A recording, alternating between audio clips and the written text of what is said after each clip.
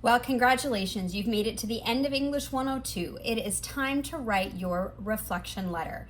This is a reflection letter to a stakeholder. Now, stakeholder is one of those terms that is unique, but it's really not all that complicated. It sounds so formal and it sounds so official because it's meant to. It's meant to be a term that is connected to the professional world. Who are the stakeholders in a professional or in a significant situation?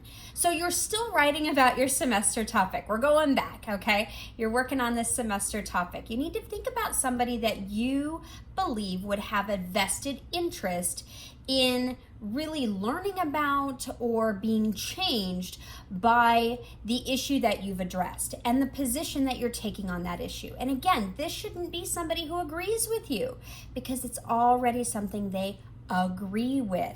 There's no mind change that needs to happen. There's no way of thinking that you have to persuade. So you're picking somebody who is in a position to make change. And maybe, if you're talking somebody in a political realm, okay, maybe the person in that political realm does agree with you, but needs some encouragement on making this issue something that is important to them. Okay, so for example, somebody who is a city councilman or a governor or a legislator, those are people who are in positions to make decisions.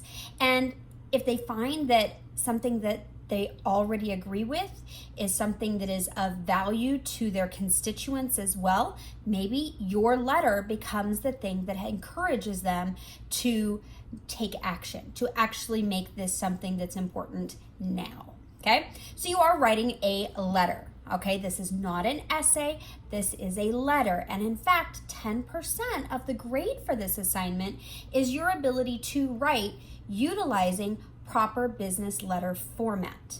Okay, now in the assignment, you will see that there is a sample business letter that is there for you, and I've provided you a template.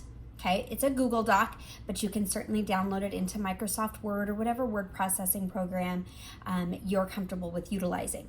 But that template is there to help you make sure that you format correctly and that you get all the parts needed in order to maximize your grade on this.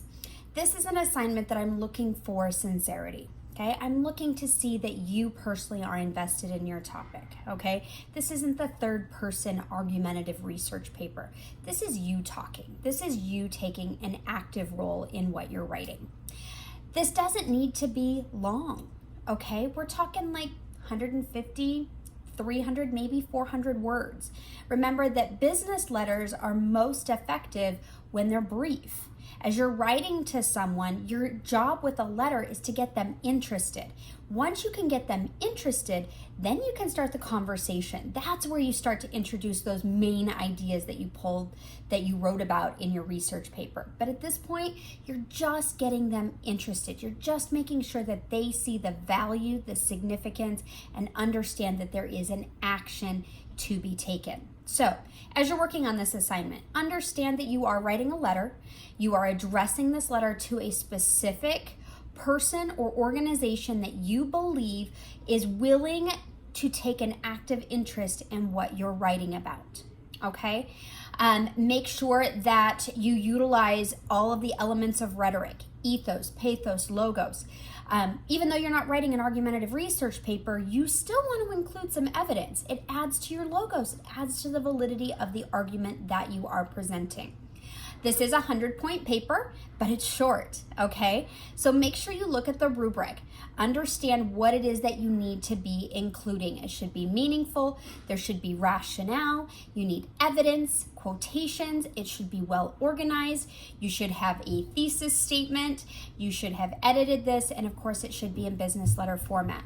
Make sure that you take a look at the samples that are provided to you and make sure that you use that template to make sure that you can be successful on at least 10 to 20% of the paper. Though I'm certain if you read the rubric and you really consider the samples that are there, you're looking at 100% on this last letter.